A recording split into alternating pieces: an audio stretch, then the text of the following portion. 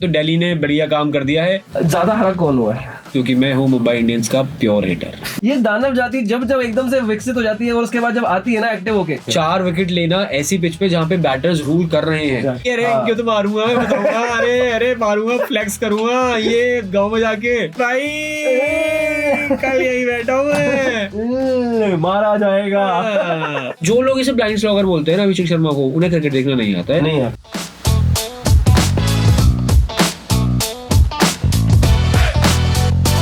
ये मेरा इलाका है और ये मैं यहाँ का जयकांत शिकरे हूँ। ये बोल रहे होंगे अभिषेक शर्मा आज, क्योंकि भाई आज जो मजा आया बैटिंग में, हो ये दानव जाति जब जब एकदम से विकसित हो जाती है और उसके बाद जब आती है ना एक्टिव होके, तो बाकी बल्लेबाजों का तो वैसे ही काम नहीं होता है। टॉप 4 ने ही ऐसा हड़कंप मचाया, 242 पे सिर्फ 2 आउट हुए, सिर्फ 2 गाइस। इम्पैक्ट रिपोर्ट में बात करने वाले हैं हीरो और विलन की, मतलब ऑब्वियसली आज तो काफी ऑब्वियस है कि हीरो ईशान मलिंगा ही है, ऑब्वियसली। बट मैं ये बोलना चाहता हूँ कि अभिषेक शर्मा एक ब्लाइंड स्लॉगर है।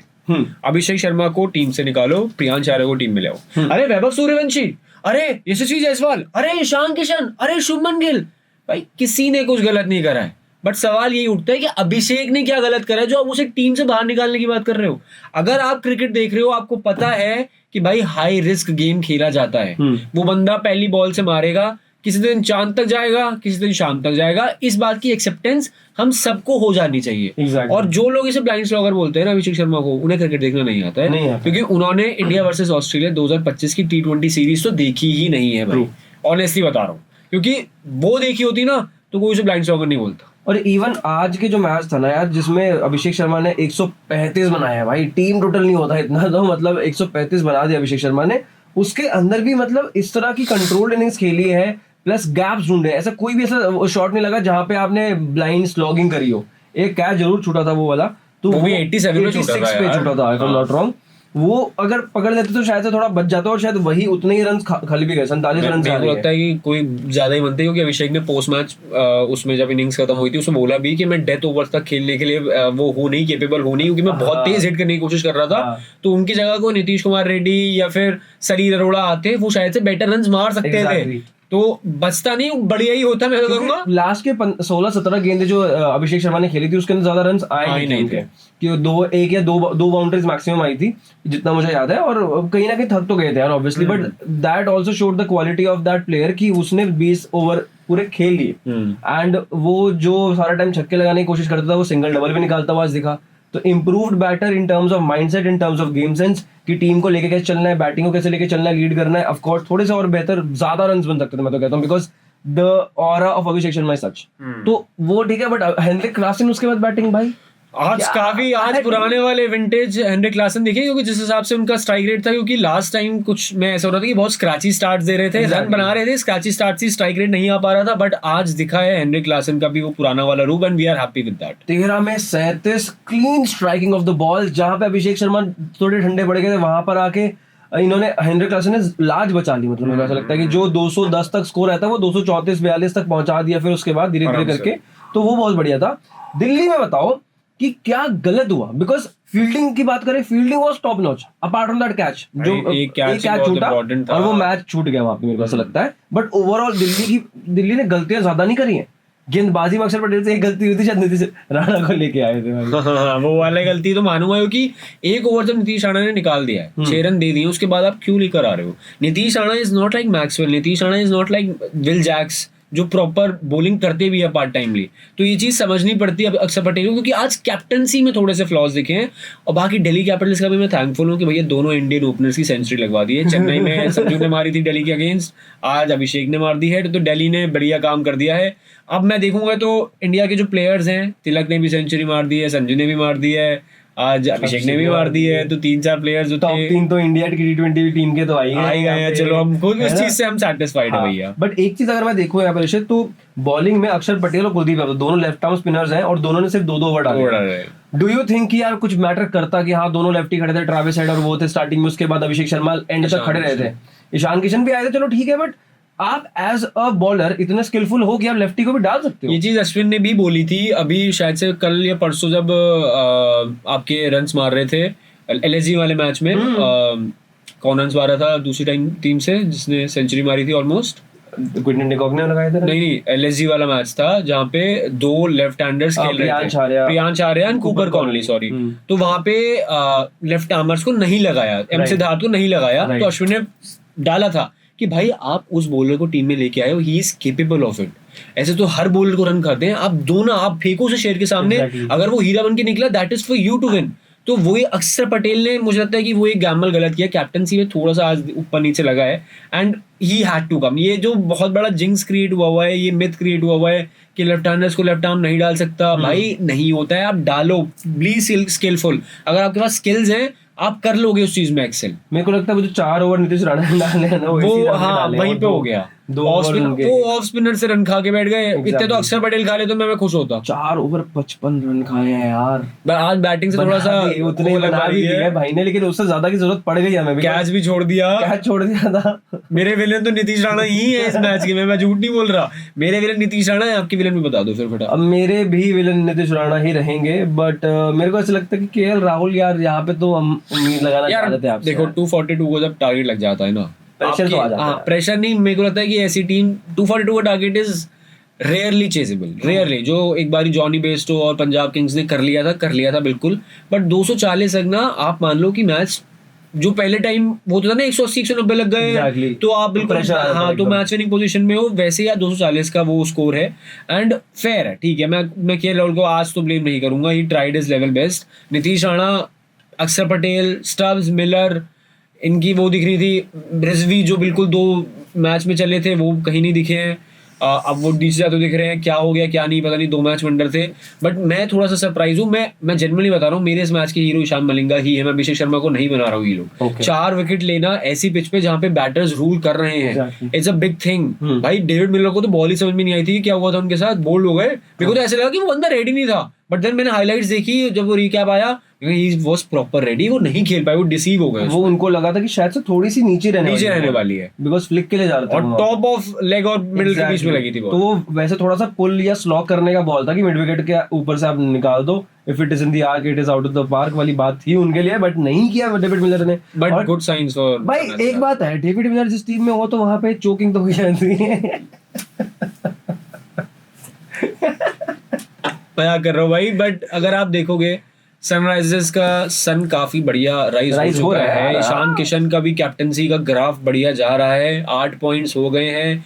दे are competing with the teams like RCB, Punjab, जो बहुत कंप्लीट टीम है। अभी पैट कमिंस इस टीम में आ जाएंगे, मधुशंकर बाहर चले जाएंगे, तो ये टीम और भी सॉलिड हो जाएगी, बैटिंग भी और सॉलिड हो जाएगी, क्योंकि पैट कमिंस भी बल्ला घुमाना जानते हैं। अब बस वही है कि ईशान किशन को, मेरे को लगता है कि I think Sunrisers should take this gamble and make Ishan Kishan the captain.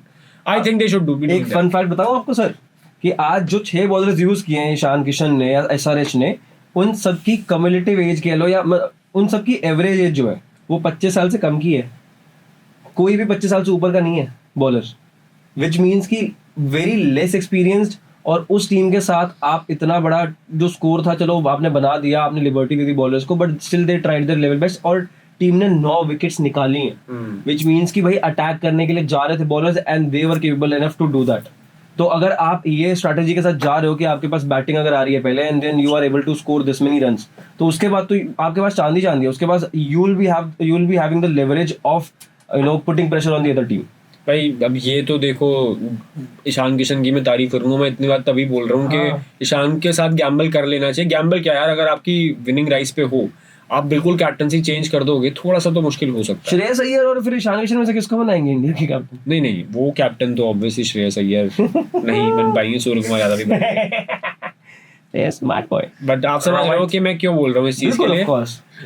बाकी all in all I think it was a good performance from Sunrisers Hyderabad, although Delhi came close, 40-50 run के आसपास से ही हारी, but still it was a one sided match अगर हम starting से देखें। I just feel कि जो 107 के आसपास 3 विकेट गिर गई ना 107 पे, वो 5-6 गेंदों में जो 3 विकेटें निकली हैं, उसके बाद से मोमेंटम पूरा शिफ्ट हो गया, क्योंकि 10 ओवर में सही चल रहा था। एग्जैक्टली 9 ओवर के बाद दोनों के स्कोर सेम थे, 98 for 1, दोनों का ऑलमोस्ट सेम सिमिलर स्कोर चल रहा था, and that is where everything switched.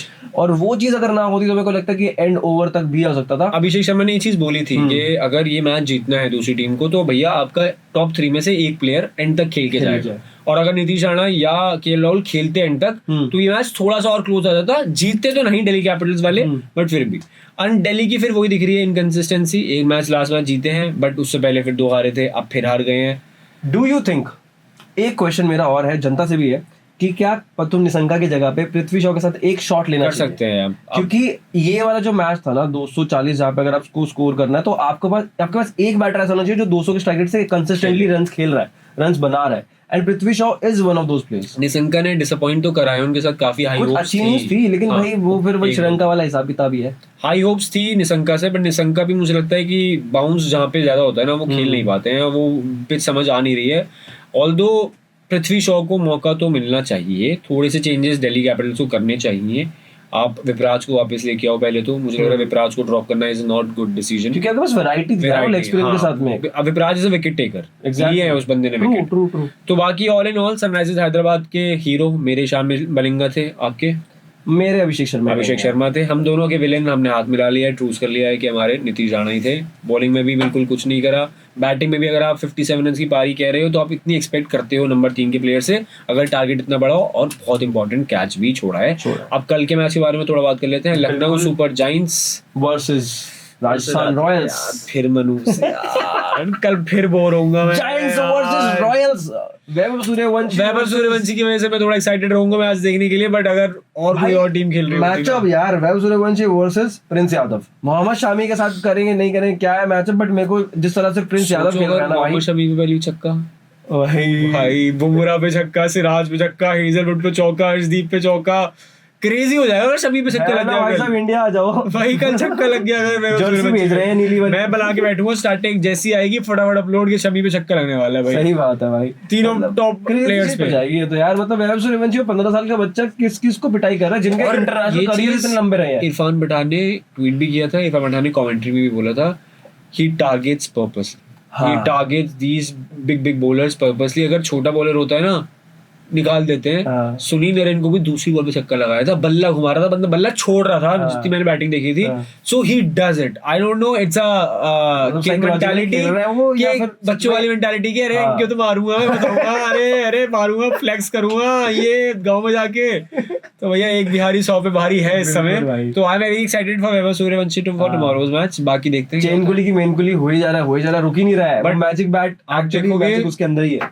Rajasthan भी 2 मैच हार के आ रही है, 2 आ रही है, लखनऊ भी हार के आ रही है, तो जीतती क्या है। दोनों को टीम को जीत बहुत जरूरत है। राजस्थान रॉयल्स से पकड़ा थोड़ा भारी है, बट ऋषभ पंत ट्राई करेगी। क्या लगता है इसकी सबसे ज्यादा जरूरत किसको है जीत की, मतलब राजस्थान रॉयल्स को सबसे ज्यादा जरूरत है रियान पराग को कप्तानी में रन्स बनाने की, क्योंकि अगर वो नहीं बनते, कल भाई यही बैठा हूँ मैं, रियान भाई कल यही बैठा हूँ मैं, मारा जाएगा।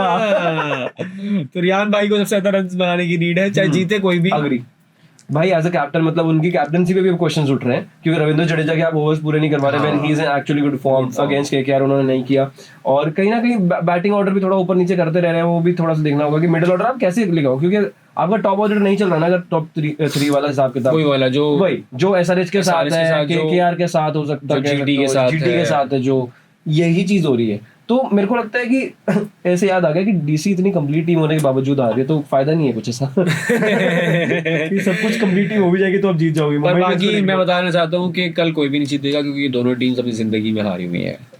ज्यादा हरा कौन हुआ है? लखनऊ सुपर चलो ये भाई ज्यादा स्ट्रेस नहीं करते हैं, कल के मैच के बारे में बात करेंगे कल ही।